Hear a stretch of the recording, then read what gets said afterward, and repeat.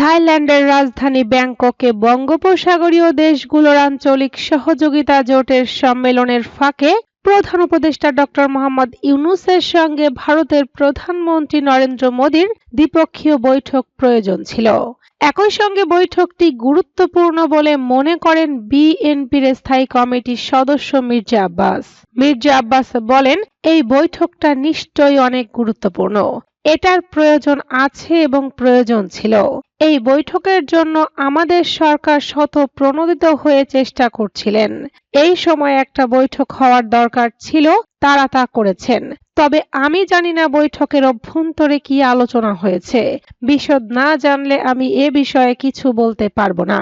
শেখ হাসিনাকে দেশে ফিরিয়ে আনা সম্পর্কে তিনি বলেন, শেখ হাসিনার প্রত্যাবর্তন এবং এই বিচার সময়ের দাবি, জনগণের দাবি, আমাদের দাবি।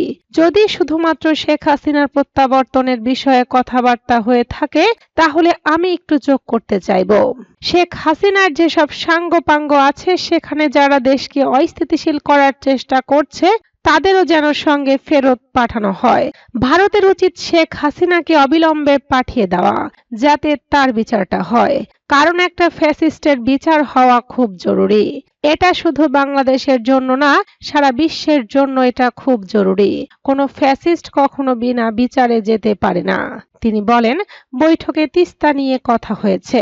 তিস্তা বাঁধ নিয়ে কথা বলার প্রয়োজন নেই। তিস্তার পানি আমাদের দিতে হবে এবং তিস্তা বাঁধের প্রয়োজনীয় সংস্কার আমাদের করতে হবে। তিস্তা ও ফারাক্কার বিষয় নিয়ে বাংলাদেশ কোনো ছাড় দেবে না।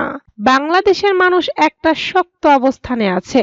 ভারতের সাথে যেসব অসম চুক্তি বিগত সরকারের আমলে হয়েছে, এখন সেসব চুক্তি বাতিল করা দরকার।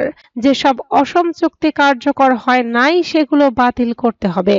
এদিকে অন্তর্বর্তী সরকারের প্রধান উপদেষ্টা অধ্যাপক ডক্টর মোহাম্মদ ইউনূস ও ভারতের প্রধানমন্ত্রী নরেন্দ্র মোদীর বৈঠকের মধ্য দিয়ে দুই দেশের সম্পর্ক দৃঢ় হবে বলে আশাবাদ ব্যক্ত করেছেন বিএনপির মহাসচিব মির্জা ফখরুল ইসলাম আলমগীর।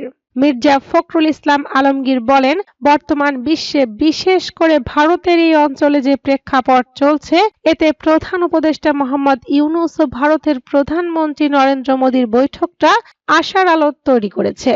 ভারত ও বাংলাদেশের সম্পর্কে সুদৃঢ় করবে। আমি যতদূর দেখেছি বাংলাদেশ ও ভারতের দুই দেশের মানুষের জন্যই কল্যাণ বয়ে আনবে।